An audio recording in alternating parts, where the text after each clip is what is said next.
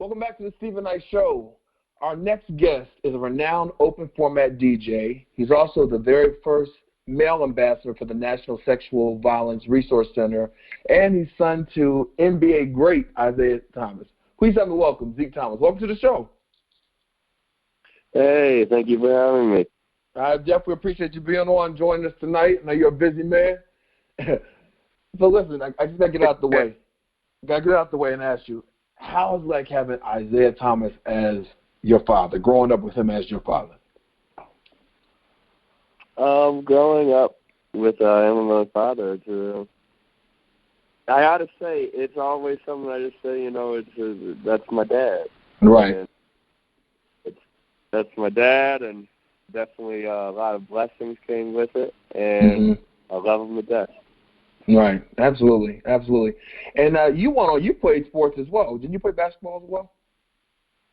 I did. Okay. Yeah, I played basketball, played AAU basketball. Actually, we had a basketball team that was pretty unfair. Basketball team had Greg Oden, Mike Conley, wow, Eric Gordon, Josh Robert. Yeah, that wasn't fair. That wasn't fair. Yeah, we had five NBA starters on our team. Yeah, that wasn't fair. That wasn't fair to anyone that played against you. So how do you transition from basketball and becoming this international DJ? It really just I just loved music as a kid. My family definitely supported me. They're like, you know what, you're pretty good at this. Maybe you should stick with it. Yeah. And being a DJ, it takes a lot of practice, and always takes a lot of just a love for music. And luckily, I had the love, and then I just had to hone the skills. And it's been really fun just seeing being able to travel and being able to play music across the country and across the world. Absolutely. And you've done, for the past 4 years, you were the official NBA All-Star DJ. You also did things for Lala's Full Court member, Poe Johnson, MTV, and much, much more. So did you ever think when you started that you would go on to do all these amazing things, Good Morning America and all that? No. Absolutely not. I just wanted to play my friend's birthday party. Yeah. So I started DJing when I was 13, and I could never imagine, and then even getting into in my late teens, even being 21, 22, I never thought that this would become a career. Yeah. I went to college, got my degree, going to go into business, management, that type of thing. But, I was truly blessed to be able to do what I love and very happy about it. Yeah, absolutely. Because you hear so many people, they do go to college, which is great, go to college, and they go in corporate America, and they work these jobs 9 to 5, and they go home, and they, you know what I mean? So to be able to do it, I would imagine your schedule is different. You probably don't have like a typical day, do you? I definitely don't have a typical day, and it's always interesting, when friends or people new in your life really try. Yeah. And they're like, well, when are you free? And I'm like, I'm pretty flexible. Just depends, right? At least. But no, there definitely are things that are always scheduled. Yeah. But I'll even sometimes I got to record a mix or go into my recording studio, and I just have the flexibility to say, okay, I want to go in at 9 in the morning today. Right. I want to go in 9 at night today. Yeah. There are a lot of never people can get idle. That's the thing. When you get idle and you get lazy, then you just end up laying on the couch all day and can't do that. Right, yeah. That's not productive. Definitely not productive. So there are a lot of people who pursue DJing and they pursue producing. What does it take, in your opinion, to be a good one, a good DJ, a good producer? To be a good DJ, I really go back to you have to know your music. And I mean, like, know it in and out. And why I mean know it, I mean know the history of it. Because then all music comes from somewhere. Right. And having it come from somewhere, you know, have to not make noise. Every time you get another call and another DJ, and you just want to, you know, play the music, love the music, you have to truly, like, get into it. You got to know the history. You got to know that, you know, Janet Jackson's, you know, Rhythm Nation is sampled from Fly on the Family Stone. You got to know, like, certain things like that you can really then play with and move and go back and forth. And that's how you can, I really think you can become a better DJ. Yeah. The best DJ.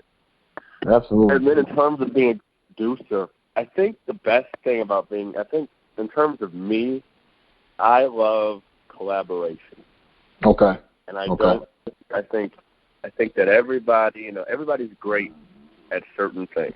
Nobody can be perfect at everything. Maybe if you're Quincy Jones. Right. Right, yeah. You can do that. Yeah. Everybody has their strong suit. And why try to do something that you might not be the best at when you know one of your good friends might be great at it or is great at it? Bring it on over. Yeah. That makes the best sense to me. Makes the best sense to me. Well, I mentioned earlier that you are the first male ambassador for the National Sexual Violence Resource Center. Earlier this year, you shared a personal story about how you were impacted by sexual assault. Without going too much detail, why did this become? Why did you want to be involved? And why did you want to share your story for other people? I wanted to share my story to other people. Really, my process and getting my healing was really that I wanted to scream it out to anybody who would listen. And I never thought, I never realized the impact that it would have. You know, I knew going on Good Morning America was going to be a big deal. Right. It really globally. And for Robin Roberts and other journalists like yourself to continue to spread the story and talk about it and give it a platform, it's pretty special. Absolutely, because you were drugged, from what I understand. You were drugged and then taken advantage of while you were pretty much out of it, right? Yes. Yeah. Okay. And then after that happened, you kind of, make sure I say this right, you kind of went down a downward spiral, kind of, you know, indulging in alcohol and drugs. And was it your family that came to you? What was it that was the turning point for you to say, I need to turn this around? I'd say that, I definitely went down a downward spiral for sure. And it's definitely something that I regret during that whole time. And I would say the wake-up call truly to me, to be honest with you, I have a little dog. Okay. And I have a dog who needs to get taken care of, and I'm his father. So yeah. And I remember for 2 days I wasn't home. I was out just in the streets doing wrong. And I came home and I just saw him, and he needed things. You know, he hadn't eaten, he needed whatever, and that was the time when I was like, okay, you need to get this together. Right. That was the moment. That was truly the moment for me when I was like, okay, we need to get this together. Let's figure this out. Yeah. And, you know, it's interesting. I interviewed a lady who's doing a documentary on sexual assault in the military. And I know that one thing you said that men don't talk about this a lot, and she said the same thing when she was doing her research. She didn't realize that most men were impacted in the military than females. And those statistics are shocking, aren't they? Sorry, I said that she indicated that in doing her research that most men in the military are impacted by sexual assault than females, but they're just the ones that don't say anything about it. Yeah, I mean it's a hard thing to talk about, and it's a hard thing to process for most victims. I even in talking with many victims and survivors over the time, there have been people who have said to me, something happened to me when I was younger, or whatever, and I still don't know if I was taken advantage of or not. I don't know. Right. And it's moments like that when you process, when it seems like you're making it seems like they or you could be possibly making an excuse for somebody else, but at the same time, it's an interesting line when somebody that maybe possibly care about, does something malicious or could be malicious to you. Right. Was it malicious? Was it not? It's a very tough subject, but at the same time, wrong is wrong, and when your body doesn't feel right. Right. Yeah, it's true. That's true. Well, let's talk about your latest single, "Deal With It," and that is correlation to everything you have going on, correct?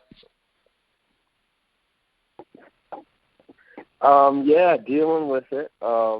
Actually doing a re-release of it on the 29th coming up. Okay. I just signed a new record deal with Sony. Congratulations. Thank you very much.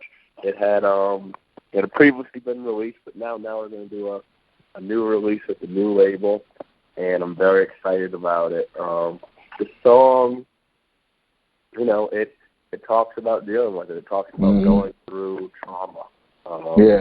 And I really related. It was definitely going into my trauma, but it could be any type of trauma. Right. At the same time, it's about overcoming, and that's why it's an upbeat record.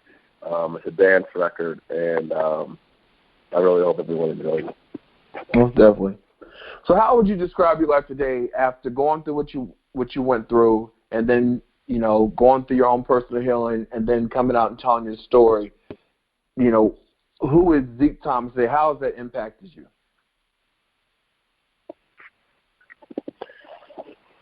I think that it has impacted me because it's made me a stronger person, and it's definitely made me I'd say even a smarter person.